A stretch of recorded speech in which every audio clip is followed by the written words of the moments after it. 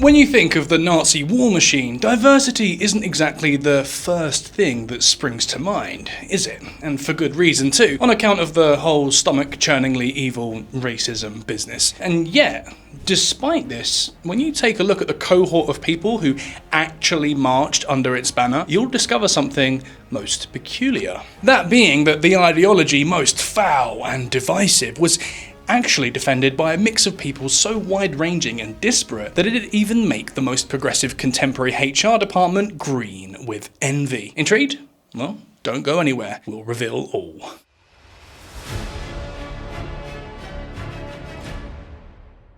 To keep this simple, let's break it down into nationality-specific chapters, starting with Ukrainians. The exact number of them who fought for Nazi Germany is somewhat disputed, but most historians place the number in the region of 200,000 or so, making them easily one of the largest foreign demographics to do so, at least by gross numbers. Notably, however, the motivations of the Ukrainians who did end up marching under the swastika varied dramatically, with some of them being happy and willing volunteers who signed up out of ideological conviction or simply out of hatred for the Soviets, while others were coerced into it to some degree or another, be it through conscription or wanting to avoid ending up in the utterly horrific German prisoner of war camps, which were far, far crueler in the east than they were in the west. As for where they ended up, one of the most prominent Ukrainian units was the 14th Waffen Grenadier Division of the SS. Established in 1943, it was chiefly made up of Ukrainians from the Galicia region, with some supplementary Slovaks making up the numbers here and there, and they saw action in the defense of Vienna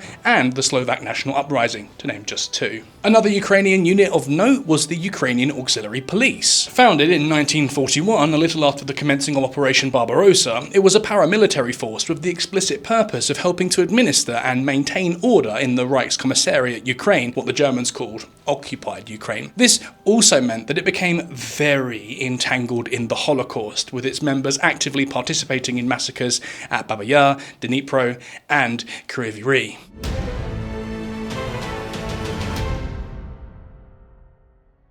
The Ukrainians were topped, however, by the Russians, with it being estimated that up to 500,000 of them threw in their lot with the Nazis. Their motivations were much the same, however, with some of them being ideologically committed to the cause and only too happy to sign up, while others signed up simply out of a hatred for communism, and others were simply conscripted. Their most prominent and notorious unit was the Russian Liberation Army, or ROA, which was eventually led by General Andrei Vlasov, a former Soviet general who defected to the Nazis in 1942 after he was captured and taken as a prisoner of war. He was very much the hatred of communism sort of volunteer, with him hoping to form an anti-Bolshevik army and purge communism from the territories of the former Russian Empire. Unfortunately for his ambitions, however, the ROA never developed as an independent force and was instead simply kept under the Nazis' thumb for its entire existence, naught but a body of men to be called upon as and when the Nazi war machine demanded it. And indeed, demand it the Nazi war machine did, to such an extent in fact that come the Battle of Stalingrad, some historians estimate that as much as a quarter of the German 6th Army's manpower was drawn from Soviet citizens. So many of them were used, in fact, that the Germans even developed specific military lingo to refer to them, Osttruppen, literally Eastern troops. Although do note, this didn't strictly refer to Russian troops so much as it did all troops drawn from the Soviet Union, but often in real terms with Russians making up so much of that number, that technical distinction becomes a moot point. Oftentimes, however, Russian defectors were not used as frontline troops, with the Germans questioning both their loyalty and their capabilities. Instead, they were largely deployed for rear area operations, logistics, anti-partisan missions, policing, that kind of thing. The Germans were wise to suspect their loyalties too, because mutinies and mass desertions were not exactly rare among the Russians, particularly from 1943 when the defeats started to pile up. The attempts to keep the Russians away from the front lines also led to their partaking in one of the most famous and decisive actions of the Western Front, the Battle of Normandy, which saw the beginning of the Allied invasion of Western Europe. This was because, generally at least, the Germans saw fortification manning as something befitting of lesser units, since, to simplify a bit, it wasn't too tactically taxing and they'd basically just be sitting there in bunkers letting the machine guns go and artillery pieces rattle off, or simply simply just acting as labourers during construction works. So they were there when the Allies commenced Operation Overlord. Not that they put up much of a fight, mind you, with most sources speaking of how most of them were, like most of the German military was to be fair, of the belief that surrendering to the Western Allies was a far cushier deal than surrendering to the Soviets. And so most of them either put up a token effort before surrendering, or just surrendered immediately, eager to take their chance to safely duck out of the war and maybe even escape to the West. Unfortunately for them, and all of the Russian collaborators in fact, the ones that did make it home didn't exactly get a warm and forgiving reception, with many of them being either sent to labour camps or just outright executed for their treachery, as was the fate that befell Vlasov, with him being sent to the rope in 1946.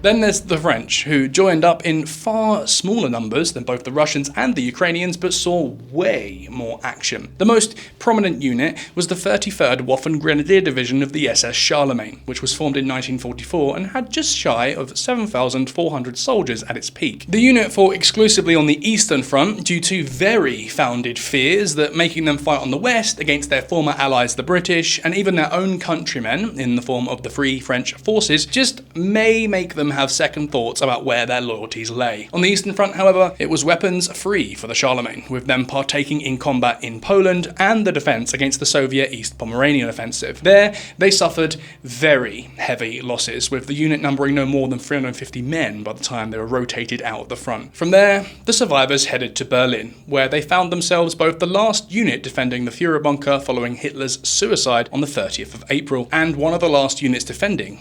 Period. They eventually gave it up as a bad job and surrendered on the 1st of May, at which point they had been reduced to a mere 30 soldiers. Besides the Charlemagne, however, there was also the Legion of French Volunteers Against Bolshevism, or LVF, formed in 1941, and they were a proper combat unit too, and they saw action on the Eastern Front as part of the advance on Moscow. When that went whoopsie-daisy, however, they then found themselves relegated to anti-partisan duties in Belarus, before many of its members were transferred to the Charlemagne in 1944. As for how many served with them, most historians place the number at around 5,800 in total. There was also the Bezem-Perot, a tiny SS unit that was formed from Breton nationalists in 1944. Like the Ukrainian auxiliary police we looked at earlier, they were a rear echelon paramilitary force, and so spent the bulk of time occupied with anti-partisan duties or assisting the Nazi regime with rounding up Jews during its execution of the Holocaust.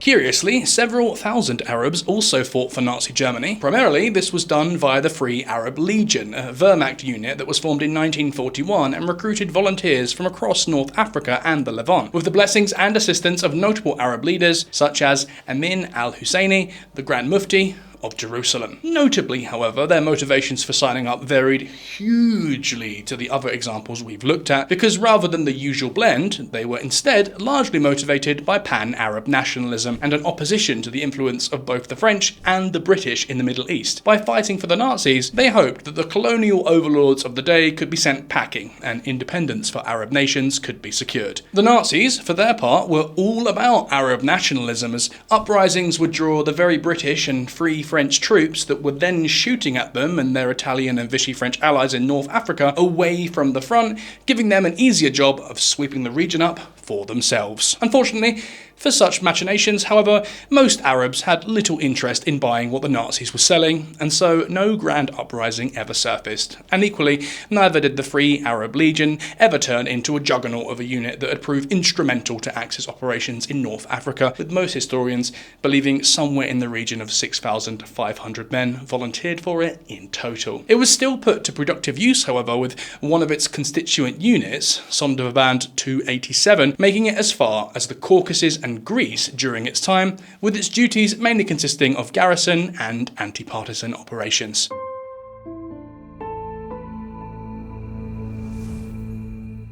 But while the Arabs proved reluctant to sign up with the Nazis, the Bosnians were far more enthusiastic, with as many as 25,000 of them signing up to fight under the swastika. The vast bulk of them would end up in the 13th Waffen Mountain Division of the SS Handschar, which was formed in 1943. Barring a few Croats who snuck in and the exclusively German officers leading it, it was a purely Bosnian division, and also, rather interestingly, the first non-Germanic SS division. It also has its roots in the same place as the Free Arab Legion, because it too was formed thanks to the collaboration of Amin al-Husseini, who, just like he had in North Africa and the Levant, encouraged Bosnians to sign up. The heartstrings he tugged at to do so in Bosnia were very different, however, because rather than Arab nationalism, which obviously wouldn't have been much of a goer in Europe, he instead played up the Nazis as friends to Muslims and enemies of the Yugoslavian project. As for what the SS Handschar actually did, that would primarily be anti-partisan duties in occupied Yugoslavia, with them being so effective in this that the reputation they developed was one of abject barbarism, thanks to their treatment of both captured partisans and innocent civilians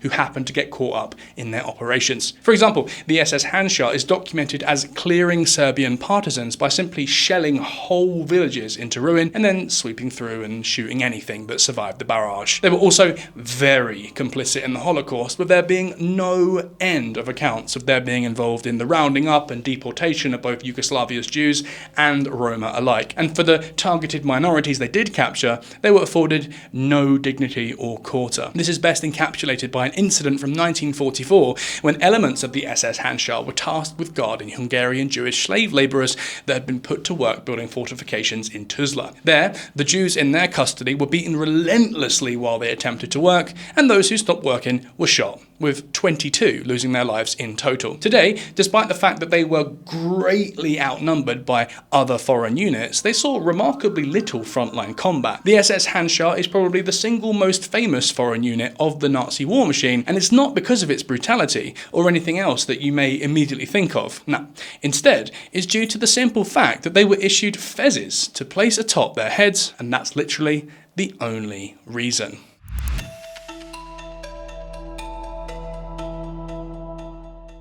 From Bosnians to Brits now, because the United Kingdom too contributed its share of manpower to the Nazi war machine, specifically in the form of the British Free Corps, or the BFC. Founded in 1943, the unit filled its ranks mostly with British prisoners of war, the vast majority of whom were coerced into joining via blackmail or lured into it with promises of vastly improved living conditions and their pick of the Fraulines. Some, however, did indeed join for ideological reasons, such as one certain Thomas Cooper. He hadn't even been a prisoner of war, and in fact never served the UK at all. In fact, he had been a member of the British Union of Fascists since 1938 and defected to Germany before the war even began, eventually ending up in the SS and simply transferred to the BFC when it was formed. As for what the BFC did, bugger all would be the short answer. It was essentially naught but a propaganda tool, a little something that Goebbels could wave towards the white cliffs of Dover in the hopes of winding the people who lived on top of them up. They were briefly sent to the front lines and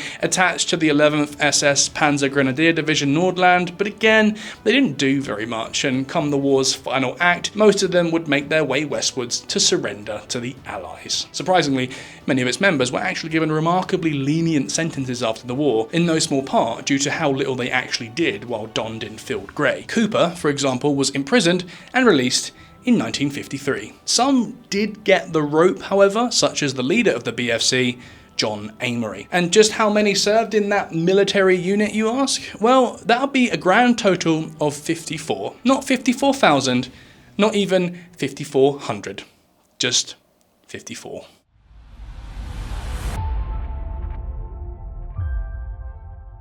And speaking of small contributions, that brings us to the Korean. Note how we didn't say Koreans, because as far as we can tell, only a single Korean ever served under the Nazi banner. And that'd be a certain Mr. Yang Kyung-jong. And boy, was it a wild ride that took him there? He was born in 1920 in Japanese-occupied Korea and, as many were in those days, was conscripted into the Imperial Japanese Army when he turned 18. Then, following his training, he was sent up to Khalkhin-Go on the Mongolian border, where a little border spat with the Soviets was then afoot. No, this was not part of World War II and instead was part of the so-called First Soviet-Japanese War, essentially a 7-year-long border dispute that ended in 1939 and changed absolutely nothing. This saw Yang be captured by the Soviets and subsequently be sent into a labour camp in Siberia. He stayed there for 3 years, at which point, due to ever-worsening manpower shortages within the Red Army as it attempted to resist the German invasion, he was conscripted along with many other fellow prisoners of war. He was then captured again, but this time by the Germans during the Third Battle of Kharkov in 1943, and as the Germans were no stranger to manpower shortages themselves, this saw Yang be conscripted and become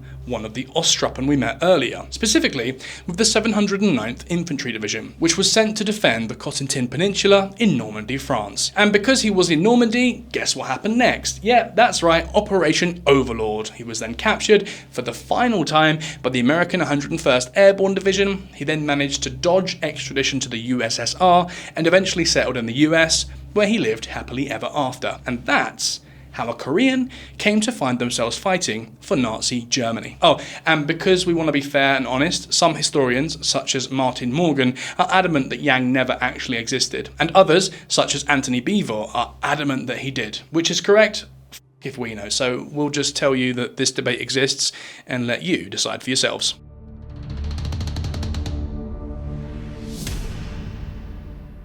Fortunately, however, when it comes to the matter of Chinese soldiers serving in the Nazi military, the matter is far clearer. Well, kind of anyway, because the matter hasn't been studied all that well, at least not enough for us to be able to provide exact figures, but we do know of one Chinese chap who absolutely did serve, and that would be Chiang Wei-kuo. Some of you may have recognised his family name immediately and made some obvious assumptions, and good on you if you did, because sure enough, Chiang Wei-kuo was indeed related to Chiang Kai-shek, the leader of the Republic of China. Specifically, he was his adopted son, and he had found himself in Germany due to the rather strong strategic ties that existed between China and Germany in the 1930s, with Chiang, the younger, being sent as a military attaché who was to be trained up in the German way of doing war. This saw him be sent to the Munich Military Academy in 1937, where he did very well indeed. Come 1938, he had attained the rank of Fahneljunker, which doesn't quite translate over to more familiar militaries directly, but it's basically an officer cadet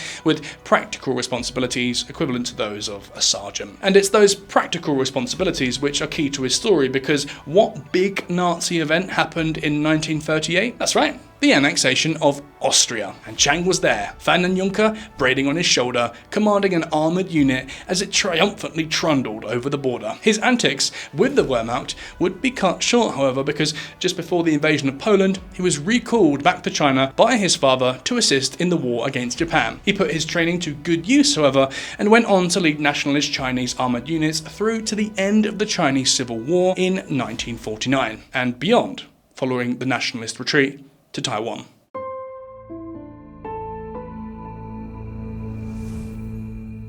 Indian independence had been on the cards for a long time before World War II, and so when the war did finally break out and the Nazis found themselves with a pair of Indian POWs thanks to their early victories, they had a devilishly ingenious idea to cash in on the anti-British sentiments held by many Indians and recruit them for themselves. Key to this effort was Subhas Chandra Bose, an influential Indian nationalist leader who was only too happy to work with the Nazis in the hope that a free India could rise from the ashes of a shattered and broken British Empire. After getting out of India and to Germany via Afghanistan and the Soviet Union with the help of the Abwehr, the German intelligence service, he then found himself in Berlin, where he founded the Indian Legion in 1941. It was never the biggest foreign division, as while Indian nationalism was indeed rather prevalent at the time, Bose and his Nazi sponsors had overlooked a key fact. The British Indian Army was a volunteer force, and so a hotbed of such sentiments it certainly was not. Some, such as those who had joined out of a sense of earning their independence, did prove open to the idea, however, and so a force that peaked at 4,500 managed to be recruited. The plan had been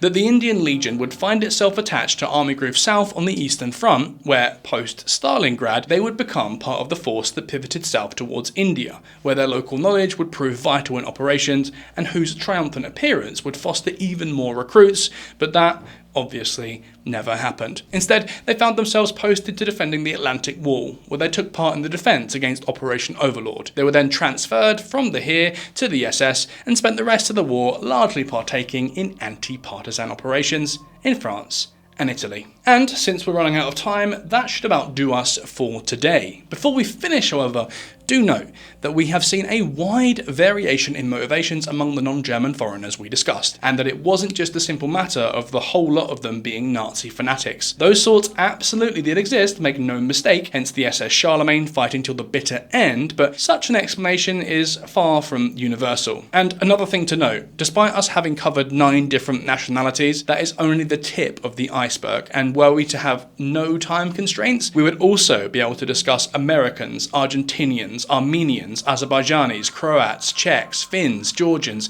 Kalmyks, Latvians, Lithuanians, Slovaks, Tatars, Turks, Turkmen, and still such a video wouldn't be comprehensive. So vast was the plethora of foreigners who, for one reason or another, threw their lot in with Nazi Germany.